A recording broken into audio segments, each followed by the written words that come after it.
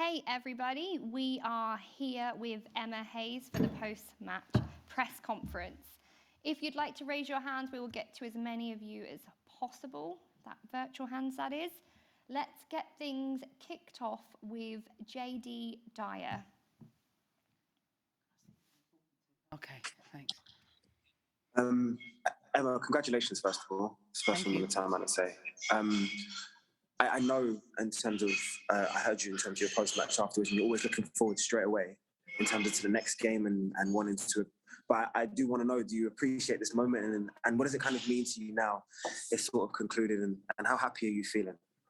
You know what, yeah, I do appreciate the moment. I don't, as far as we're concerned, that's 4 domestic trophies, the quadruple of domestic trophies, and that is an amazing achievement at any level in modern day football at any level. I think when it comes to the performance, what more could I ask from the team, except we should have had more goals in the first half. And then I think it'd have been even more convincing. It was dominant. It was dogged when it needed to be. I thought tactically we got it spot on. I thought we dealt with the threats really well. We kept a clean sheet. And then Fran and Sam, what more can I say? Amazing. This is a proud day as the manager of Chelsea. I represent a club of people, backroom staff, players, owners, board. We're united in the teams we want to build at Chelsea, and tonight we have painted Wembley blue. I think my second and my last question to you would be, I know you don't like picking out individuals because you're very much an ethos about your team, but the 2 individuals you just spoke about there, Sam and Fran, could you just quantify it or put into words how amazing they were today and how much they impacted the game? I thought that was Fran's best game in a Chelsea shirt. I thought she ran the show. I thought she got on the ball in dangerous situations. She thread Sam in on numerous occasions, but also herself was a real threat, a real handful throughout the game. I think Sam Kerr, so many wondered how she would cope in the English game. As far as I'm concerned, she's the best striker in the world, and she displayed that today when it really mattered. She's courageous, she's full of confidence. She can do that off the back after getting off a plane from Sydney, Australia on Thursday. She's a superb athlete, an amazing human. And they are 2 of many, many characters in this dressing room that are worthy and noteworthy for their performances today. Fab, thank you very much. I can see a Susie Rack there at The Guardian. Hi, Emma. Congratulations. Wanted to ask you first about Cuthbert, because it seemed like she was 2 players playing midfield, defence, and neither position ever looked abandoned. I mean, I think, and I want Erin to know this, I wanted to read this, that I don't want her to run away from herself. And what she is what you saw. And whether she plays in the wing back situation, at times right back today, when she puts her hand to anything she achieves it at an unbelievable level. She goes beyond being just a team player. Her contributions are so underrated. Her ability to snuff out McCabe, I don't think touched the ball in the first half. Then Mead came on that side of the pitch. Maybe they got behind her once. The entire game. The fact that we've kept a clean sheet, I thought we were so compact defensively. We got better, actually, as the game got on. I didn't feel we did some of the things in the first half, but people like Erin Cuthbert are some of the reasons why we are what we are, and she deserves all the credit, but so do all of them. It was brilliant. Another one. What did you say to Fran when you took her off? I noticed you saying something in her ear. I said, I've watched you play a lot of games for Chelsea, and that is by far and away the best performance I've ever seen you play in a Chelsea shirt. She's been telling me for weeks what I was to expect today, and she delivered above and beyond. And I'll say it again, she's a national treasure. Look after her. And last one, have you let Harry get his hands on the trophy yet? I've had a photo with him, but there was the worst thing in the world going to see him because he didn't want to let me come and do the press conference. So he's upstairs crying his eyes out. So I'll have to go and face that. He doesn't understand, but I'm sure in years to come I can show him photos and I know he would have enjoyed it. And next time, bring him in. Oh no, you wouldn't want that. Thank you, Susie. Let's go over to Tom Gary at the Telegraph. Thanks, Emma. Many congratulations, Emma. I wondered if I could just follow up on what you said about Sam. Can you give us an idea of how challenging the week's been? You know, when did she arrive back in the country, and just how impressive does that make this display today? I said it the other day. She come back. She was actually fresher than she was the last international break, and she'll usually tell me, but she didn't have a good night's sleep last night. But one thing that Sam does well, she just brushes things off. She doesn't, champions don't make excuses, or they become victims, or they look for anybody else to manage them. Sam takes responsibility. And every time I listen to her, and every time I watch her perform every day, she's in charge. She's in control of making sure that she sets the standards for herself. And that's what I admire about her.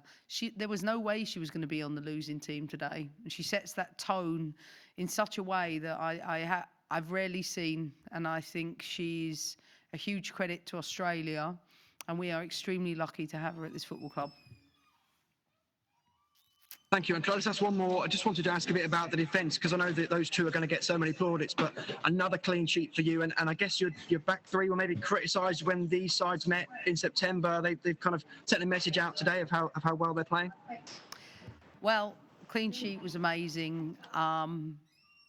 London is blue. And when the third goal went in, I was simply purring.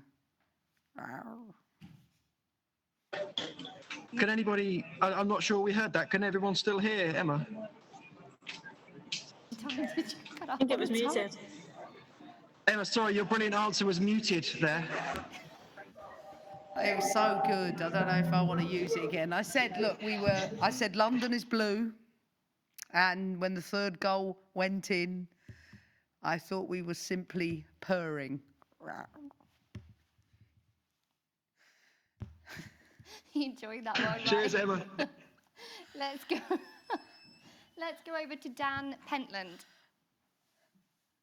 Hi, Emma. Congratulations today. Yeah, you knocked me all over with that one. I suppose based on the first half, obviously Kerr missed a couple of good chances. Did it ever kind of hit you back of your mind that it might not be a day today?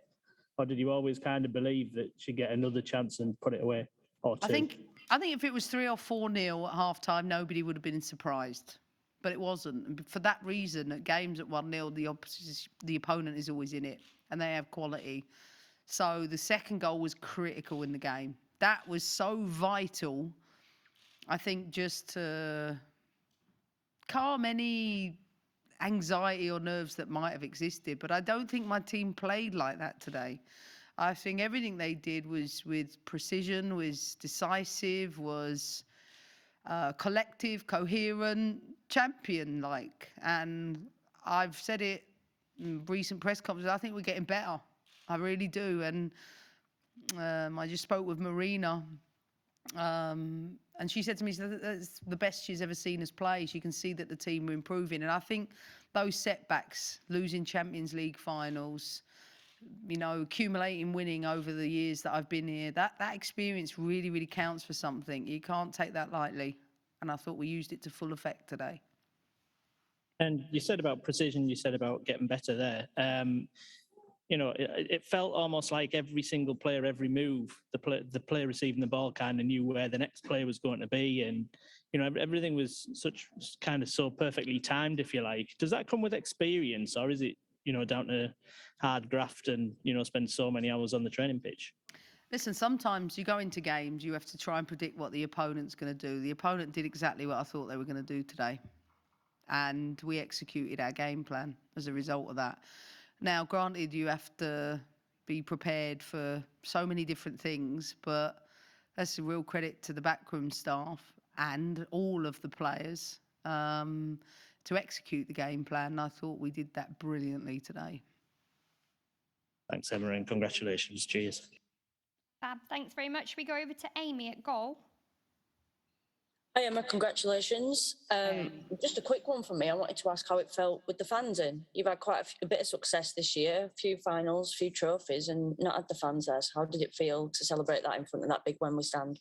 Well, first of all, I have to credit the fans that come with us week in, week out. I saw you. I knew where you were. I could hear you. So thank you for your support week in, week out. I think to all the new fans or the first time fans or non-regular fans, I hope that we made you proud and that I've said all along, this is a great day for women's football. And I said to the players this morning, 100 years ago, we'd be talking about, around that period, a little bit later, the Dick Kerr ladies. 100 years later, we're talking about Chelsea women. And we should be, because we're deserving domestic quadruple winners. And you know what, I am going to enjoy that because I know how hard everyone works. And I've learned to embrace that better over the years. And tonight I'm going to enjoy it. Good. Thanks, Emma. Fab. Should we go over to Sandra at the Sun?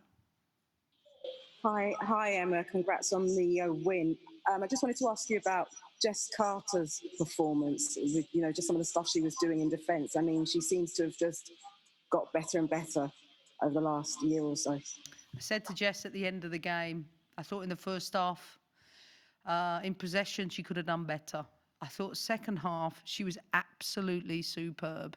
I thought in her 1v1 moments, her decision making to step in, drop off was just brilliant. And she really, really deserves the credit for the growth that's happened in her game. I thought the back four were tremendous, and Anne didn't have much to do, but when she did, she dealt with it well. But also, I think special mention to Sophie Ingle and Melanie Leopold. They had a job to do today, a very specific job, which they did superbly, which made it easier for the back five.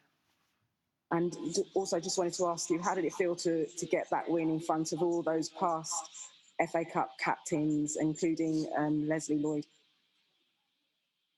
This is for them too, because they may not have been given those opportunities. I had a conversation with Jo Broadhurst earlier, who was telling me about her first final being Crewe Alexander back in the day. Many of those captains didn't get the privilege of playing at Wembley, and they didn't get the privilege of playing in front of 40,000 plus fans, and they didn't get the privilege of being shown live on BBC. Today's win is very much about them as much as it is about Chelsea. Great, thanks, and congratulations, Emma. Thanks. Thank you. Let's go over to Catherine at the Daily Mail. Hi, Emma. There's been a certain level of emotion involved in today's final, with obviously it being the anniversary of the ban, and I think Fran looked quite emotional when she scored so early on in the game as well. But that aside, I mean, should the overriding theme really be just the incredible football that your side played and how dominant you were? I don't think Arsenal had a shot on target. Yeah, I do, but I don't think that we should separate one from the other. And here's why: because somebody's trodden the path before to make this available for us, and that sacrifices have been made, and we must acknowledge them. Are we dominant and the most dominant team in England right now? Yes, of course. A quadruple suggests that. I thought we were like a machine today. I thought everything about us, we just purred. Sorry to drop that in again, from start to finish. But real credit must go not just to the players, like I said, but the backroom staff. They've been incredible. Just quickly, can you enjoy this before obviously you play the next Champions League game on Wednesday? You've got a quick turnaround. Yeah, I think so, but enjoyment for me now isn't what it used to be. My car's underneath the stadium. I get to drive home 15 minutes away. I get to put Harry in bed, hopefully on time by 8 o'clock, and hopefully I get to watch an episode of Succession, because I'm really into that at the minute, and get to bed before 10:30, I hope.